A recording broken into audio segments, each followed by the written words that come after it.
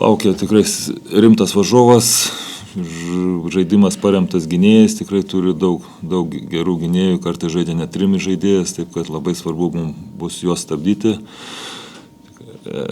Turi daug metikų, Edvardsas Morganas.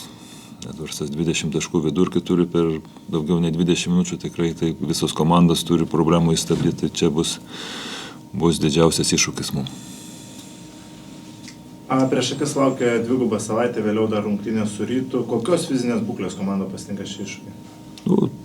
Nesame pačios gal optimaliausios, bet tikrai ir bandėm ir vakar reguliuoti ir minutės ir žiūrėti tos policius, taip kad taikomės prie situacijų, tai tas pats ir varžovai irgi žaidė vakar, taip kad dar turi keliauti, čia negalim kažką į tai apeliuoti, bandom ir kaip treneriai, ir fizinio parengimo treneriai spaus maksimumą, kad komanda būtų kuo geriau, tikrai nesam 100%, bet kuo geresniai formai, kad būtume.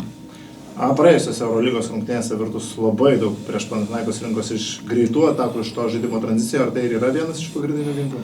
Taip, tikrai žaidžia malonų akį krepšinį, daug judina kamuolį, to labiau kaip ir minėjau, turi daug kūrėjų, vienu metu gali žaisti net 3 kūrėjai, matosi, kad labai gerai jaučiasi žaisdami kartu, gerai jaučiasi judindami kamuolį, taip kad turi pirmą neatakuoja dažniausiai, išskyrus gal Edvardsą iš pirmos opcijos, tokia kantriai žaidžia, nori greitai žaisti pirmas 8 sekundės, jeigu nesigauna, žaidžia kantriai ir judina kamuolį ir turi tam tikrai gerų žaidėjų, kurie mėgsta tą daryti. Paminėjote jau Carson Edwards'o svarbą Bolonijos Virtus komandai.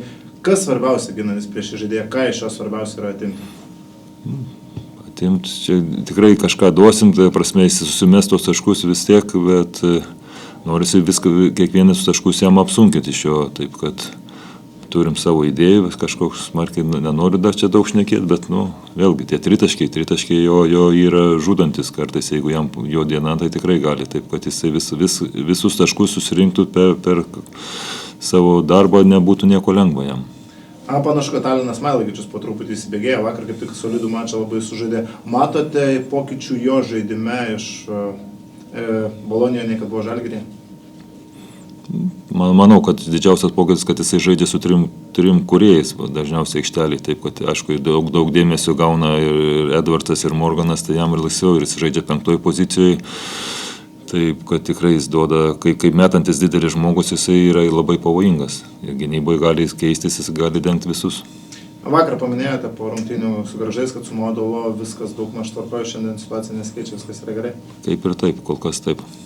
O kalbant dar apie Gosą, ten abstrakčiai buvo užsiminta, kad praleis kelias rungtynes, tai galima sakyti, kad šioje 2 savaitėje jo nebus. Tikrai nebus šio 2.